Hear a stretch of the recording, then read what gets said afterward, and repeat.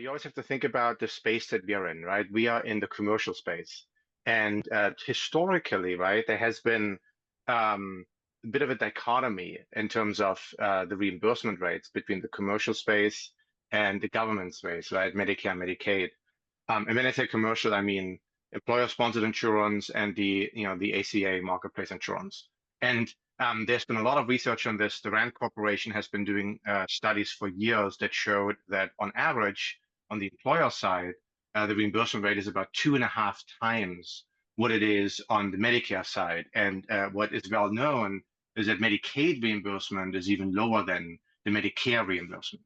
And so, right, when you look at what is being discussed at the federal level, right, anytime changes are being discussed to the Medicare reimbursement or the Medicaid reimbursement or the number of individuals covered, for example, in the Medicaid program, the way we think about this on the commercial side is, well, if I'm a provider, right, and there are challenges to my government reimbursement, right? Maybe the rates aren't rising fast enough, or they go down, or there are people who used to be covered before, they might bump into the uninsured pool, right? When changes are made, that effectively reduces the reimbursement I'm getting on that segment of the population.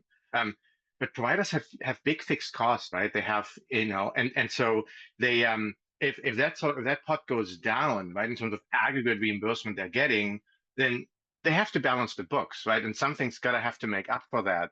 And so one thing that we are watching very closely and are a little bit concerned about is, well, will providers then try to make this up on their commercial reimbursements, right? If you're making less on Medicare, Medicaid in aggregate, then maybe you bump the commercial, maybe it's not 2.5 times Medicare, maybe it's 2.6, 2.7 times.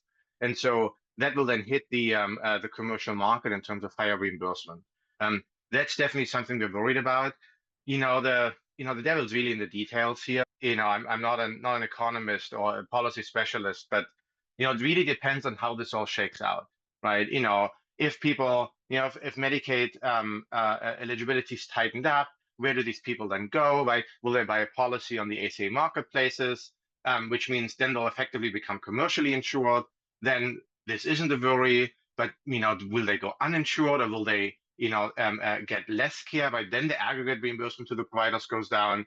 It's so hard to say. And I feel like every day there's a change and an adjustment, and it's really hard for us to keep track of. But the general, sort of worry we have, and I'm sure I'm not the only one who has that worry on the commercial side, is that there's upward pressure on the reimbursement rates on the commercial side.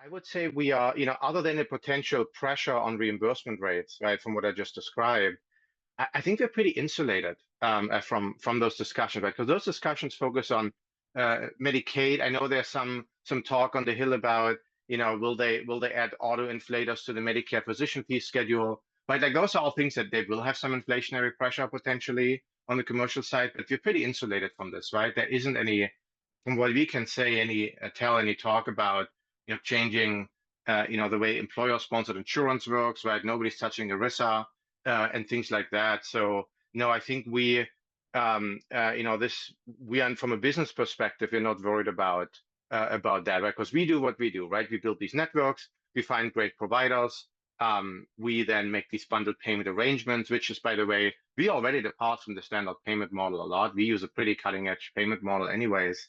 And we just keep sending more patients to those providers. So we are, if you will, in partnership with our employer customers, we are sort of driving a change in healthcare already, really motivated by employers that are saying, gosh, $20,000 a year on family coverage, that's a lot of money, right? That's the effective amount it costs. And, employers certainly feel that, quality is inconsistent that they're getting out of it, right? So for us, we just keep plowing ahead, working with employers, finding these high quality providers, giving them more business to reward the people who are doing the right thing.